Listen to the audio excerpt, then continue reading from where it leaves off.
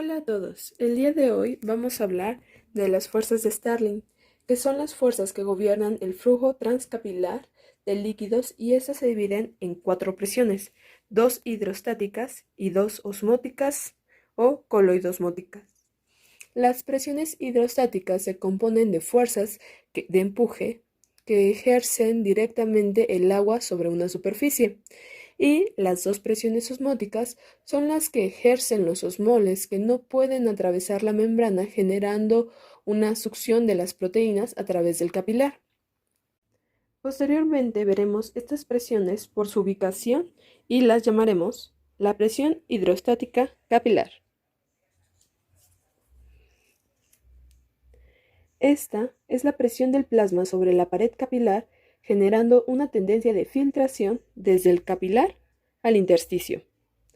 Posteriormente tenemos la presión osmótica capilar.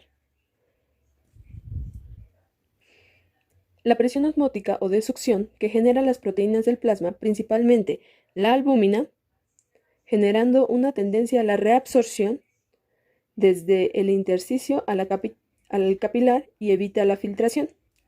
Posteriormente tendremos la presión osmótica intersticial, que es la fuerza de succión que tiene al filtrar el líquido desde el plasma al intersticio, provocado por las proteínas que se encuentran, pero en condiciones fisiológicas no debe de haber proteínas en el intersticio, por lo cual su valor debe ser igual a 0. Por último, tendremos la presión hidrostática intersticial. Esta es la fuerza de agua acumulada en el intersticio que tiene a empujar el líquido de regreso al capilar. También actúa como forma de reabsorción. Podemos ver en este esquema el plexo vascular que viaja desde el lado arterial hasta su lado venoso pasando por un lecho de capilares. Dentro de este esquema utilizaremos 4 presiones. El valor de la presión hidrostática intersticial, que es 1 milímetro de mercurio, la presión hidrostática capilar de 37 milímetros de mercurio, la presión osmótica intersticial de 0 milímetros de mercurio y la presión osmótica capilar de 25 milímetros de mercurio, que es causada por la albúmina sanguínea.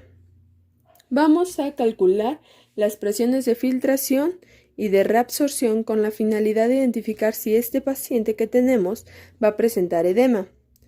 Con esta fórmula, la presión de filtración sería la presión hidrostática capilar de 37 más la presión osmótica intersticial de 0, que daría igual a 37.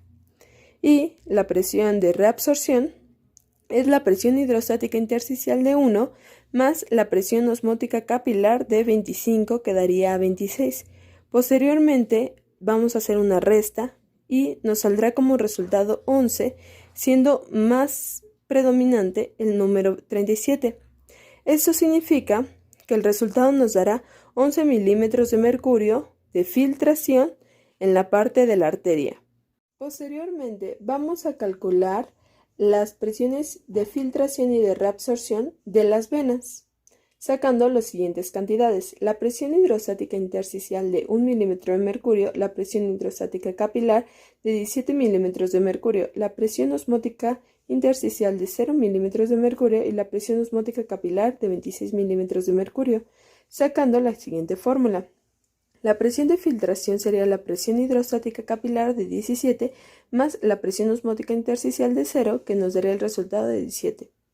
De la presión de reabsorción sería la presión hidrostática intersticial de 1 más la presión osmótica capilar de 26, que nos daría un resultado de 27.